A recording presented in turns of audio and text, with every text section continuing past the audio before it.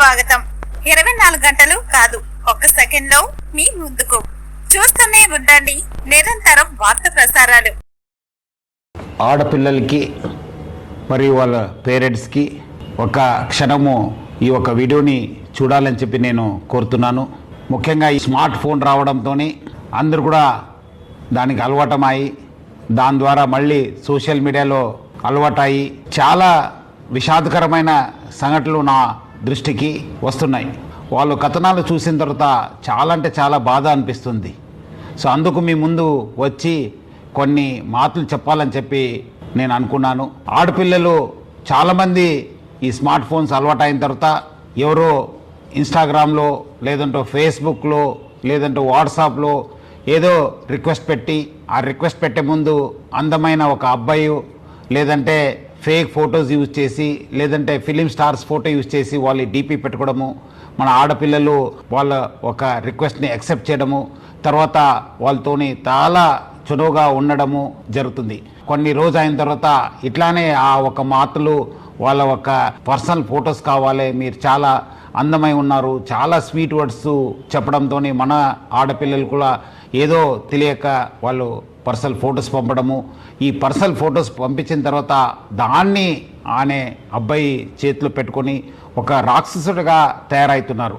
ఆ ఒక ఫొటోస్తోని బ్లాక్మెయిల్ చేయడము, లేదంటే నాకు ఫిజికల్గా కలవండి అని చెప్పడము, లేదంటే సమాచార హక్కు రక్షణ చట్టం 2005 రాష్ట్ర మహాసభ సూర్యాపేట జిల్లా మట్టపల్లిలో ఘనంగా నిర్వహించారు. సూర్యాపేట జిల్లా అధ్యక్షులు నవీన్ తేజ అధ్యక్షతన జిల్లా నాయకులు సందీప్ ఆధ్వర్యంలో జరిగిన ఈ కార్యక్రమంలో అధ్యక్షులు సుధాకర్, కరుణాకర్ రెడ్డి, శ్యామ్ ప్రసాద్, పలువురు రాష్ట్ర వివిధ జిల్లాల నాయకులు, కార్యకర్తలు, మహిళలు పాల్గొన్నారు.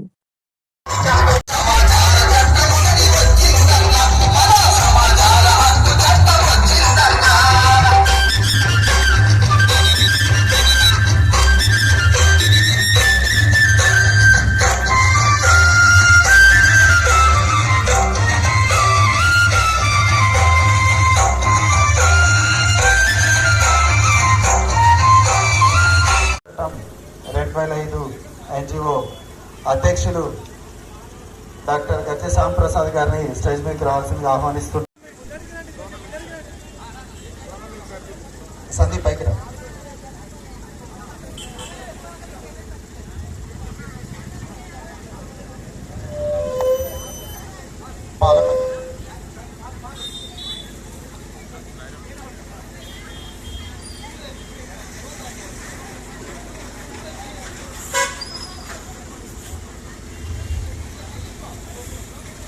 పైకి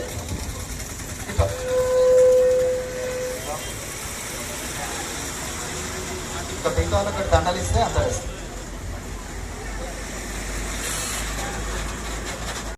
ఉన్న పెద్దలందరూ, స్టేజ్ ముందున్న కూర్చున్న ప్రతి ఒక్కరికి కూడా special thanks to all. Actually ఈ టాపిక్ గురించి మనం మాట్లాడే ముందు తెలుసుకోవాల్సిన విషయాలు కేవలం 1 నిమిషంలో చెప్తాను. చట్టం అంటే ఏంటి, చట్టాన్ని ఎందుకు తెలుసుకోవాలి, చట్టంలో నుంచి మనం తెలుసుకోవాల్సిన విషయాలు ఏంటి, అది ఎవరి మీద వాడాలి, ఇవి మాత్రమే మనకు తెలియాలి. మీ హక్కుని మీరు కోల్పోతున్నారు, మీ హక్కుని మీరు కాపాడుకోండి. అంటే మన హక్కుని కాపాడుకోవాలంటే మనం ఎక్కడికి వెళ్ళాలి? పోలీస్ స్టేషన్కో, ఎవరి దగ్గరకో, పొలిటికల్ లీడర్కో, లేక చదువుకున్న వాళ్ళు ఎవరి దగ్గరికి వెళ్ళాల్సిన పని లేదు. మీరేం కోల్పోతున్నారో దానిని ఒక పేపర్పై రాసి సంబంధిత కార్యాలయానికి వెళ్ళి ఇచ్చేసి రండి చాలు. దానికి సంబంధించిన ప్రతి ఇన్ఫర్మేషన్ని మీ ఇంటికి పంపిస్తారు. నేను ఇంతకుముందు చెప్పినట్టు ప్రతి ఒక్కరు కూడా మాట్లాడే తత్వాన్ని పెంచుకోండి, ఆలోచన పెంచుకోండి, మీ యొక్క అవగాహన దృక్పథాన్ని మార్చుకోండి. జవాబుదారీతనం అనేది ప్రభుత్వం మనకి ఇవ్వాలి. వారి యొక్క ప్రతి ప్రోగ్రాం మనకు అందుతుందా లేదా మనం తెలుసుకోవాలి. దాని గురించి ఎవరినైతే సంప్రదించాలో వారిని సంప్రదించి మనకు కావాల్సిన విషయాన్ని తెలుసుకోవాలి. నిర్భయంగా ఎక్కడ మొహమాటం లేకుండా మనకు కావాల్సిన హక్కుని మనం సాధించాలి. కాబట్టి ఈ సమాచార హక్కు రక్షణ చట్టం 2005